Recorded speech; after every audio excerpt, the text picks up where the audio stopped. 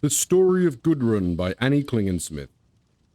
A long time ago in a land near the ocean there lived a king called Sigurd. He was a very rich and powerful king and had many knights in his army. Often he held tournaments so that his knights might show their skill in the use of sword and spear. Once he held a tournament that lasted more than a week.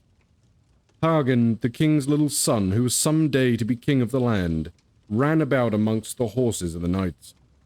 He looked at the sharp swords and shining armor. He heard the jingling of the golden spurs, and he saw the plumes on the helmets and wished that he too were a man.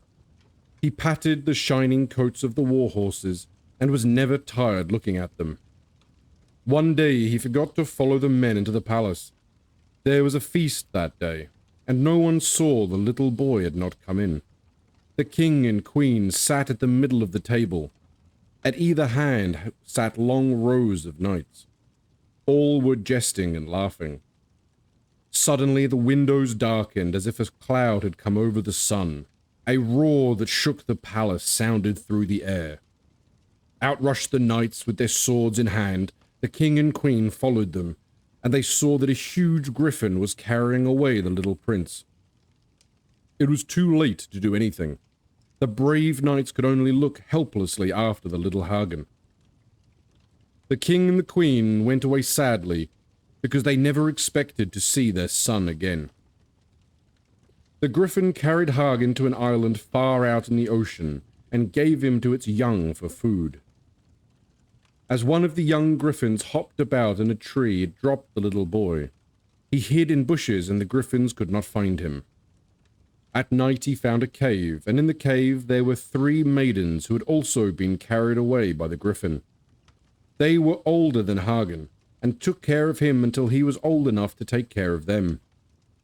One day, while the griffins were away, Hagen went down to the seashore, and he found a ship that had been wrecked. A dead knight lay upon the sand. Hagen took off the knight's armor and put it on himself. Just as he picked up the sword, he heard a roar, and he saw the old griffin coming. But he struck the griffin so hard with the sword that it fell dead on the spot. Then he killed the other griffins. Then he and the maidens went down to the shore and watched all day for a ship. After a long time, a ship came for water. At first, the sailors were afraid to land. They thought the 3 maidens were mermaids because they were dressed in seaweed. Hagen begged them to come ashore and showed them the armor and the sword, and then they were not afraid. So the commander of the ship gave them beautiful clothes when he heard that their fathers were kings. But he was at war with Hagen's father, so he wished to keep the young man prisoner. Hagen ordered the sailors to sail to his home. They refused, so Hagen threw 30 of them overboard into the sea. Then the commander agreed to sail him home. When Hagen came to his father's palace, his mother knew him at once by a birthmark on his neck. Then King Sigurd made a great feast because his son had returned. The doors of the palace stood wide open so that anyone who wished might come inside. Soon Hagen was made a knight. One of the girls who had been on the island with him became his wife, and when King Sigurd grew old and died, Hagen was crowned king. Hagen had one daughter called Hilda. She was the most beautiful girl in the world. Every knight who saw her wished her for his wife. But Hagen did not think anyone good enough. Everyone who came had to fight with Hagen. He was the strongest man in the land, and he overcame them all easily. Hetel, who was king of the Hedgelings, heard of Hild's beauty and wished her for his queen. He called his vassals, Horant and Frut, from their homes and told them his wish.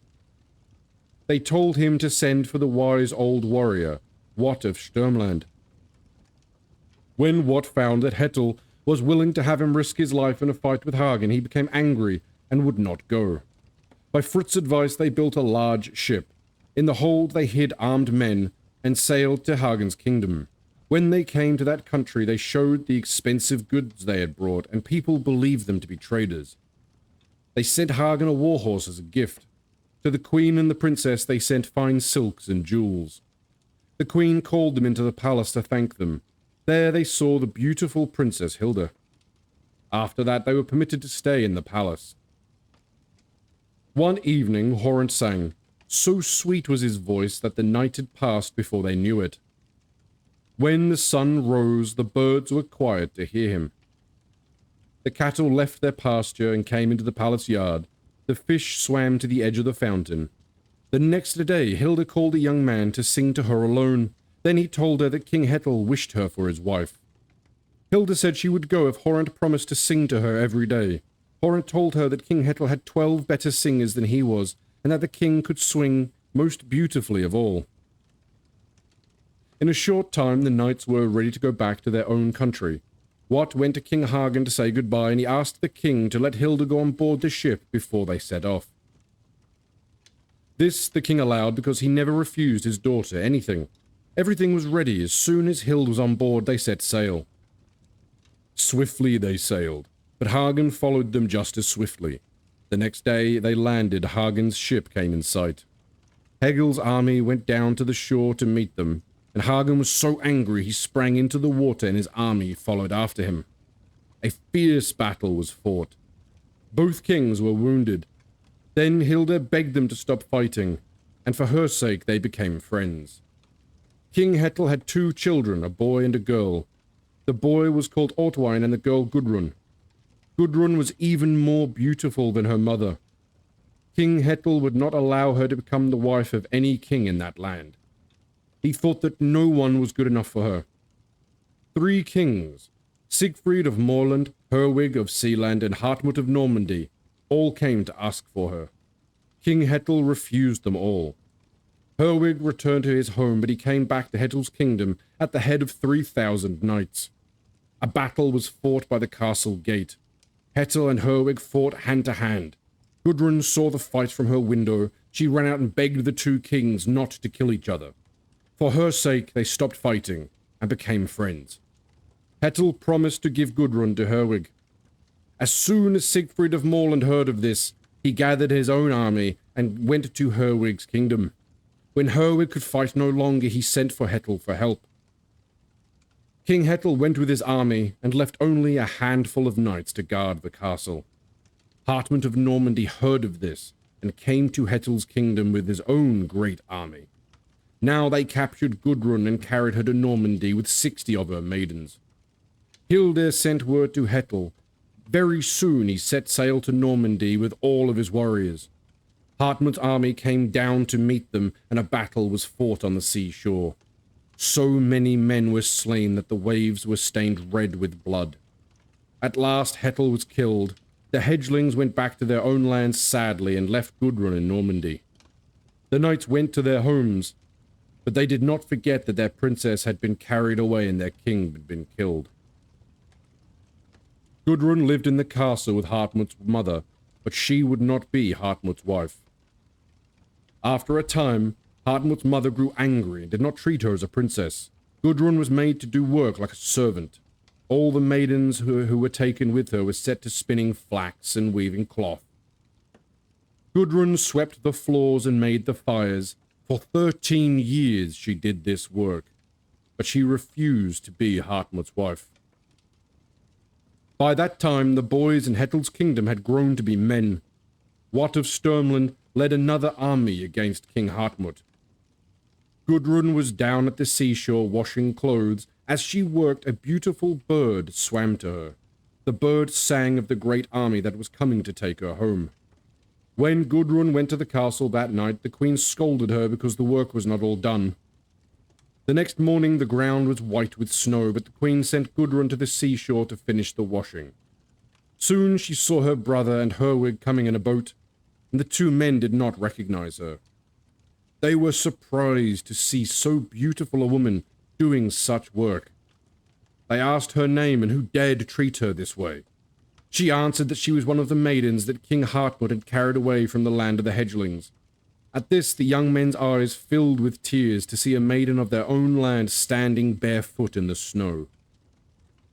When Gudrun saw the tears in their eyes, she told them who she really was. Herwig wanted to take her away at once, but Ortwein would not let him. He told Gudrun to go back to the castle and wait until they came with the army. Gudrun threw the clothes into the sea. The queen saw her returning without them and sent a servant to whip her with a rod. But Gudrun said she was ready to be Hartmut's wife. Then beautiful dresses were given to Gudrun and her maidens. Hartmut sent his best knights away to ask people to come to the wedding. Herwig and Ortwin went back to the army and told them what they had seen. The hedgelings were so angry they would not wait for daylight, but set off at once in the dark. Early in the morning, Gudrun looked out and saw the sun shining on the armor just outside the castle wall. Soon the Norman knights were ready.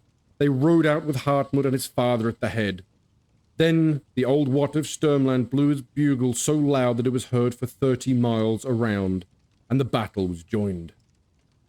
Hartmut's father was slain. Old Wat cut his way through the knights to Hartmut. Hartmut fought for his life, but old Wat was the stronger. Hartmut's sister, who had always been kind to Gudrun, looked out and saw that her brother was about to be killed. She ran to Gudrun and begged her to save his life. Gudrun called Herwig to ask Wat to spare Hartmut's life. Wat struck Herwig for asking, but he stopped fighting and took Hartmut prisoner. Then the queen threw herself at Gudrun's feet and begged to be saved from Wat, but Wat cut off her head with his sword. When Gudrun reached home, her mother was standing on the shore waiting for her, and soon she became Herwig's wife.